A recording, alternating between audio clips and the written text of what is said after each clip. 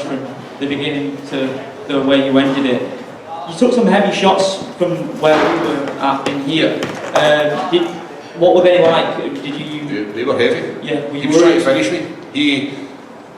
I had taken the last Jaffa cake in the house. He was not happy, man. He was wanting to stop that fight. I've never heard that analogy before. Have you never? At the UFC press conference. I had a big brother, and if you took the last Jaffa cake, that's what you were getting. And you were shouting at your mum. Mum! You look calm in there though. You look calm whilst that was happening. You know, I've been in this sport, although it's just a blink of an eye, all these fights back to back set you up for this kind of stuff. Emotionally, I'm ready. When I first joined the UFC, I wasn't. Very green, very naive, didn't really understand the sport, didn't really understand the emotional connection. Like, now, I can control my emotions and I can use them to fuel me in fights. But what a sport, let's be honest. 1 minute you're eating heavy ground and pound and the next minute you're whispering into his ear. And I don't know if any of you can watch this back and you'll be able to see me. I grab him tight and I'm like, it's over. Like I'm in an action film, you know. I absolutely love this sport. I love the emotion that I feel as I win, lose, draw, walk out to the octagon. Sitting here right now, I feel there's something that people will never ever experience and I get to do it regularly. The triangle finish as well. At what point did you realise that that was a very realistic possibility? Or was it as soon as he took you to the ground, it was like, right? Yeah, it's wild. People are still trying to take me to the ground after seeing my back catalogue. Like you know that I'm not bad off my back in jiu-jitsu, but for some reason they're like, no, I could defend that, I definitely could defend that. Paul Craig's triangle, easy work. And then when they're there, and I nearly caught the triangle just a couple of seconds before, and he slipped out because I was like, oh. Yeah. And then I could hear my corner, Brian, coach, tell me, shift the hips, get that leg in. And as soon as I've got that active butterfly guard, it's very, very hard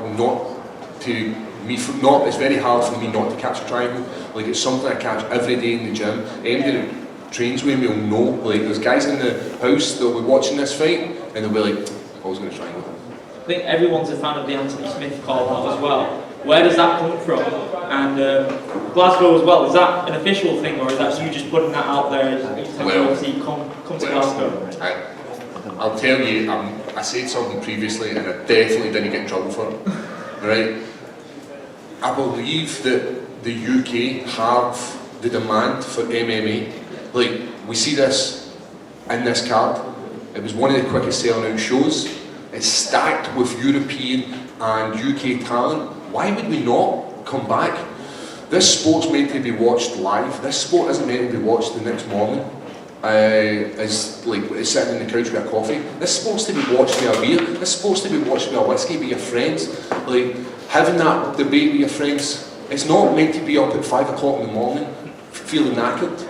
And by having more UK, European shows, it's only going to build the brand within this part of the world. So I am a massive advocate of pushing this. And having guys on the card, like myself, like Jack Shaw, like Tom Aspinall, this is what's going to push this sport within the UK and European scene, and that's what I want. Massive well done to you, mate. Thank you. I thought, mate, first of all, fantastic win again, mate, like I said. As soon as we saw you get taken, as soon as we saw you go on your back, everyone's saying, this is the normal world, you know, we know what's going to happen soon enough, you know, and as you were saying, next thing you know, you're whispering in someone's ear. Yeah. You get a bit of a reputation for that one, aren't you, at the moment? Yeah, you know, it's massive mission, and I know, is it like Brian Ortega's called T-City? Yeah.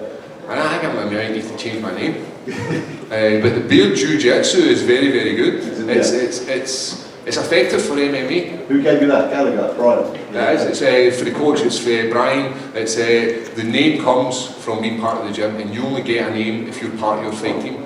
So it's not like, remember when you're in high school and you're going to call me Cool Johnny. Like, that's not what it's like. I'm just rocking up into school and like trying to start a new nickname for myself. Right, you call me Cool Johnny, that's me. And it doesn't stick. This is one of these things where somebody maybe says something that kind of sticks, and then it just keeps going, and that's how I got the name.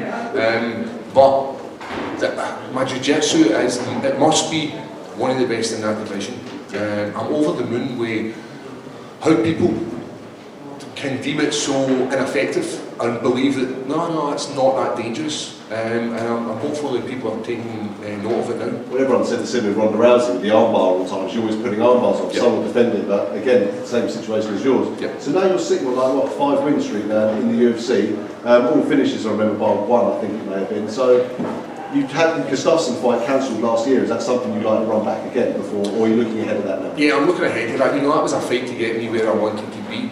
In this sport, you go on a different path after 1 or 2 fights, and I believe I'm on a different path. I believe I'm getting closer to that top 5, and I think a fight against Anthony Smith, who's actually in the top 5, could be that. If you look at the division, there's quite a lot of people who are already matched up. You know, the top 4 people are roughly looking to fight each other. So there's an opportunity for me. I have beaten Ankalaev, I've beaten Jamal Hill, who are in the top 10. So I'm not looking to run that fight back unless it's where we've got a strap around their waist. What I'm looking for is I'm looking for a new opponent, I'm looking for a new drive, and I'm looking for somebody that's going to bring out the best in me, who puts that fear in me. You know, that fear that gets you up at 6:30 in the morning to do the hard work, rather than lying in bed and being like, it's fine, he's not in the top 15, so I'm not really working that hard. Well, people will be listening now, mate. Congratulations. Thank you very much. In media day, you seemed like you weren't as impressed as we were with Anthony Smith's jiu-jitsu game. You declared you were better, but so overall, what do you make of Anthony's game if you do get matched up? You know, everybody in the top 10 has an outstanding jiu-jitsu game, and they have an outstanding striking game and wrestling game. You need to be all-round to be in this game. You can't have one thing unless you're the bear Jew. All you need is that bear jiu-jitsu, and if you've got that, then you can go to the top and you can be the champ. Do I think Anthony Smith's got good jiu-jitsu? Yes. Is it better than mine? I don't think so. I can't. He's not as hungry as me, and he's not got that, putting himself in danger to get submissions. I hunt for submissions, and in that fight, there was times where people must have thought, oh, that's a rear naked choke. Right, it wasn't a rear naked choke. Oh, that triangle's nearly in. Oh. Like, that's what I do. It's like telling a story. If the story I tell you is I wake up in the morning and I go through my day and I go to bed, that's not a very exciting story. What I do is I do this. So that's a sport. Sports of entertainment. And I believe I entertain people when I step in and out of them. That's me. Sorry, Paul, just one more. You're one step closer then to the little kids going into school instead of doing a report on Paul Craig, like you said. How does that feel? And when you're going into these fights, do you think it is last chance saloon, like when you were getting the ground and pound there, and you think, could it be it for Paul? Do you feel that pressure going into the ring that every fight could be the last because you're on that journey, that last chance? Yeah, it is. And I think that's fuel for me. If you believe this is the end game, then you'll work harder. Because nobody wants to end this sport. I know I said 35, but I'm so close to that goal, and I believe it. And going back maybe last year when I was like, confirming the 35 number, I was like bummed by the sport, you know. I had fights cancelled, so I was like a wee bit emotional. I was like a stroppy kid who's taking his ball and he's going home like, no, this is it. I'm throwing in the towel because you're annoyed, because I'm not getting the recognition I deserve. What I believe with this fight, getting the victory, is I'll get the recognition and I'll get some sort of love from UFC fans. I know you talked, finally, just one more. I know you talked fondly about the Scottish crowd. How would it mean to you, apart from a title, to take the UFC to Scotland?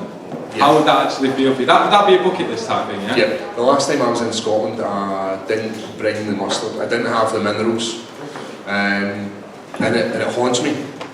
It's one of these things that really haunt me, the fact that I couldn't show the fans of Scotland, my home country, what I can do. And it's like one of these things where, like, Paul, you need to go to Scotland and you need to get that victory back, and you need to show them that you are the prodigal son of Scotland. Like, I want to be a Scottish legend. I want people to be like Paul Craig, the UFC Scottish guy. There's nobody else there, it's me. Hey Paul, just over here. How you doing, man? Yeah, I'm good, how are you? You look sharp. Thank you. Thank you very much. You look even sharper in there, by the way. Thank you very much. You touched on it a little bit there. I just want to ask you, how elated are you that you changed your mind about retirement? Can you put it into words? Yeah, you know, when I say I changed my mind, I didn't change my mind. My partner went, nah, not today, son. Ruffled my hair, slapped my arse and sent me on the way out. As I said, like, a woman can change her mind, and she sat me down, she spoke to me, and she said to me, do you genuinely believe that you can walk away from this sport, like, after this victory? You imagine walking away? and just been like, yeah, just bet 9. I just bet a title contender. I just bet a man who's went the distance with some of the top guys in this sport, and I could just walk away. I don't think I can, man. We're only getting started. I'm 34, and I'll be very damn close to getting the belt by the time I'm 35. There must be something very comfortable about your legs, because it seems like everyone just wants to get stuck inside them. Yeah, you come on to me, you dress sharp. I was. No, you know, I can't understand it myself. You know, when we see guys when I'm watching fights back myself, and I'm like, I'd be able to do that, I'd be able to beat that. People are doing the exact same things to watching my fight. They're like, Paul Craig, he's the easy work in this division. He's racked himself into the top 10 by trying. Folk, I'm going to be able to beat him. We're going to see that I can't be beaten that easy. I've got something in me that won't allow me just to give up when I'm getting, like, that shoulder press that he was driving on me, I'm assuming you've watched the fight, you'll see, that was heavy. He was so strong, like, he's super, super strong, young, hungry, with all that experience. Spartan kicked me in the face. Like, what a sport, man. Like, I genuinely cannot believe this is the sport I do. I just want to say congratulations, Paul. I'm super happy for you. You're a mixed martial artist in every sense of the word, so congratulations. Thank you very much, friend. Hi Paul. How are you doing, my man? Good man. I'm just curious, you said that the top 4 are kind of ready to fight each other now, and by the time you get to the title shot, who do you think will hold that belt? So the question is, does Glover get beat off Yari? I don't think so. I think Glover's too old in the tooth, you know. He's experienced, he's been there, he's done it, he's been with the strikers, he's been with the wild men. You know, he has been in this sport for a long time, and I don't think Yari's got what it takes to beat him. I do believe that Ankalaev has got what it takes to beat him. We've seen his fight occur last weekend where he went with 5 rounds, barely came out of the first gear. That's the guy I want to take the title, because then, once he gets that title, I can say, hey, I know a guy that beat me, with a second to spare. And that's the story that I would love to have. Him win the title and me take the title off him and be the first Scottish and the second UK champion. And stylistically, when you look at them top guys, who do you think provides you with the toughest matchup? Toughest matchup. You know, I would need to say there's nobody. I think you have to have that confidence. And I don't think it's being arrogant. I think you just have to have a little bit of self-belief that you're like, no, I can beat this guy. I can beat anybody you put in front of me. Just give me a couple of months and let me tweak a few things and make it slightly better and work in that triangle. Good luck with it, mate. Can't wait to watch. Thank you very much, bro. Guys? Paul, just a quick one over How you here. doing? Outside of yourself, who do you see having the best jiu-jitsu in the division? You know, there's loads of guys. I always used to look up to Damien Maya. That's what my daughter's named after, Damien Maya. My name's Maya, obviously, believe it or not. I got to meet him. I got to see firsthand how good his jiu-jitsu is. So for me, he was a guy. Looking now, Charles Oliveira is dangerous. I love, he's very long, levered like myself, crazy, wicked submissions. In our division, I thought it was Krylov. I thought Krylov had the best in our division. And he probably still does, but I just happened to beat him on the night.